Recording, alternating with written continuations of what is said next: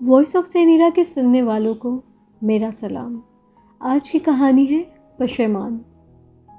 وہ میرا دوست نہیں تھا، بس جان پہچان والا ایک حوالہ تھا جسے راہ چلتے کبھی کبھی ہیلو ہائے ہو جاتی تھی۔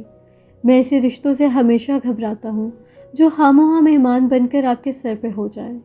ہمیں اپنا مانو ورنہ کرتے ہیں خودکشی۔ ضمیر ایسا ہی شخص تھا جو میری جان کو آ گیا تھا۔ دفتر میں ہم دونوں ہی کلرک تھے، مگر میری اوپر کی آمدن میری تنخواہ کا حساب بے باک کر دیا کرتی تھی۔ یہی وجہ تھی جو ضمیر کو مجھ سے جوڑے رکھتی تھی۔ ادھار کے لیے ہمیشہ اس کا ہاتھ میرے سامنے دراز رہتا، اور کسی کو خیرات کی طرح ادھار دینے کی لذت کا جو کمینہ پن ہے، اس کا مزہ میں اپنی بیوی عالیہ کے 1000 بار کے جھگڑوں اور ٹنٹنوں کے باوجود کھونا نہیں چاہتا تھا۔ مگر اس دن تو حد ہی ہو گئی۔ میں اپنے 2 دوستوں کے ساتھ لنچ کا پروگرام بنا بیٹھا اور مروتاً اس سے بھی پوچھ لیا، تم بھی چلو گے کیا؟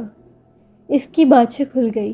آج سے پہلے کہاں اسے کسی اچھے اور مہنگے ہوٹل کا کھانا نصیب ہوا تھا۔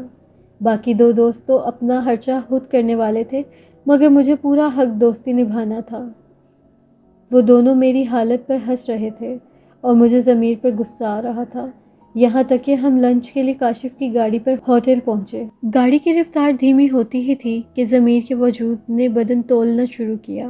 کاشف کسمسایا، مینر ضمیر، دربان خود دروازہ کھولے گا۔ وہ پزل ہو گیا۔ پھر ہم باہر نکلے۔ کاشف نے کار کی چابی اسے دی۔ اس نے السلام علیکم کہا اور ضمیر پورے سلام کا جواب دینے بیٹھ گیا۔ میں نے اس کی طرف نہیں دیکھا اور اندر کی طرف قدم بڑھا دیے۔ یہ بھی ایک فلم ہے، دیکھ لینا، اس کی بیوی بچوں کی خیریت لے کر ہی آئے گا۔ میں منہ دبا کر ہنسنے لگا۔ ضمیر بہت خوش آیا تھا۔ بہت اچھا انسان ہے، بہت عزت سے بات کی۔ میرے منہ میں کھجلی ہوئی کہ پوچھوں پہلی بار کب کسی نے تم سے عزت سے بات کی تھی؟ کچھ یاد بھی ہے؟ کیونکہ جو باتیں ہماری زندگی میں کم کم ہوں وہی اچھی لگتی ہیں، جیسے بیوی کی شاپنگ، بچے اور ضمیر جیسے لوگوں کے لیے عزت سے مخاطب کیا جانا۔ ضمیر ہوٹل کی آرائش کو بہت توجہ سے دیکھ رہا تھا۔ ٹیبل پر رکھے آرائشی چمچوں اور کانٹوں کو وہ بار بار چھو کر دیکھتا۔ کافی مہنگے لگتے ہیں۔ کاشف نے آہستگی سے جواب دیا۔ پھر مینیو کارڈ پر قیمت دیکھ کر ہی اس کی روح فنا ہونے لگی۔ یہ چائے 100 روپے کی؟ آخر ایسا کیا خاص ہے اس میں؟ اس چائے میں دودھ انگلینڈ سے آتا ہے کہ پتی سونے کے مول ملتی ہے؟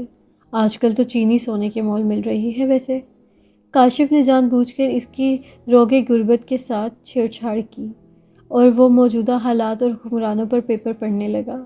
حفیظ نے مشکل سے اسے مینیو کی طرف واپس پلٹا۔ پھر اس نے اپنے حساب سے سب سے کم قیمت ڈش کو ٹک مارک کیا۔ وہ ڈش ٹک مارک کر کے واش روم چلا گیا اور کاشف نے اس کے جاتے ہی میری کلاس لی۔ تمہیں ضرورت کیا تھی اسے آفر کرنے کی؟ آنکھیں دیکھی ہیں کتنی غریب ہیں اس کی؟ حلیہ تک تو ٹھیک نہیں اس کا۔ اس کی رگ رگ میں غربت برس رہی ہے۔ غربت سمجھتے ہو نا؟ یہ معاشی الٹ پھیر نہیں ہے، بس دلی طور پر کنگال ہونے کی نشانی ہے۔ ورنہ ہم نے بھی تو غربت میں آنکھ کھولی ہے، مگر ہمارے اندر ایسی کوئی کمی نہیں ہے۔ انسان کی آنکھیں سیراب ہونی چاہیے۔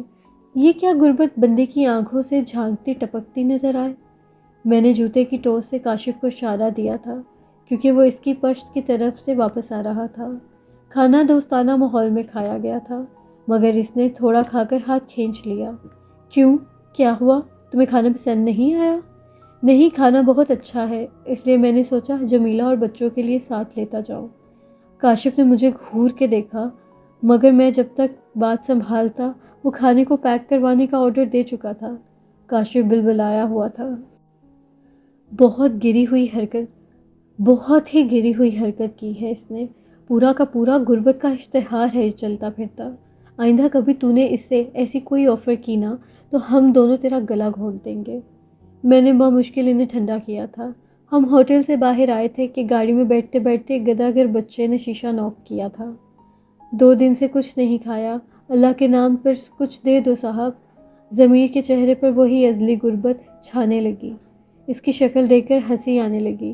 معاف کرو، حفیظ نے بچے کو کہا اور کاشف نے سگنل کی سرخ بتی کو گالی دی۔ بہت بھوکا لگتا ہے بیچارہ، اس نے بہت بے بسی سے کہا۔ بس رہنے دو ان کے یہ ڈرامے، یہ ان کا روز کا معمول ہے۔ اللہ کے نام پر کچھ کھانے کو دے دو، گداگر بچے نے سوال دہرایا۔ یہ کھانا میں نے جمیلہ اور بچوں کے لیے پیک کروایا تھا۔ وہ پتہ نہیں باہر کھڑے بچے سے بولا تھا یا شاپر میں پیک کھانے سے۔ میں اسے غور سے دیکھ رہا تھا۔ یکدم اس نے شاپر بچے کی طرف بڑھا دیا۔ تم کھا لو، مجھے تم بہت بھوکے لگ رہے ہو۔ کاشف کی آنکھیں پھٹ گئی۔ شدید بھوک میں اس نے اپنا ہاتھ روکا تھا اس کھانے سے کہ وہ اپنے بیوی اور بچوں کے ساتھ یہ لذت شیئر کرنا چاہتا تھا، مگر اس نے یہاں بھی چھکا لگا دیا تھا۔ اس کی آنکھیں دیکھی ہیں، اس کی رگ رگ میں غربت برس رہی ہے۔ بندے کی آنکھیں سیراب ہونی چاہیے۔ میرے اعتراف لفظ گھومنے لگے تھے اور کبھی کسی لنچ ٹائم پہ ضمیر کا سنایا ہوا شعر مجھ میں ہلچل مچا رہا تھا۔ میری آنکھیں غریب ہیں ورنہ دنیا کچھ اتنی بھی امیر نہیں۔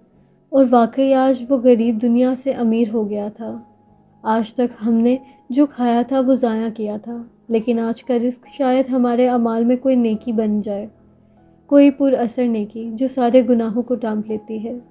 میں نے اپنے جسم کو کانپتے دیکھا تھا۔ میں شاید رو بھی رہا تھا اور ضمیر نے مجھے سمیٹ لیا تھا۔ مجھے پتا ہے تم کتنے رقیق القلب ہو، تم سے اس بچے کی حالت نہیں دیکھی جاتی۔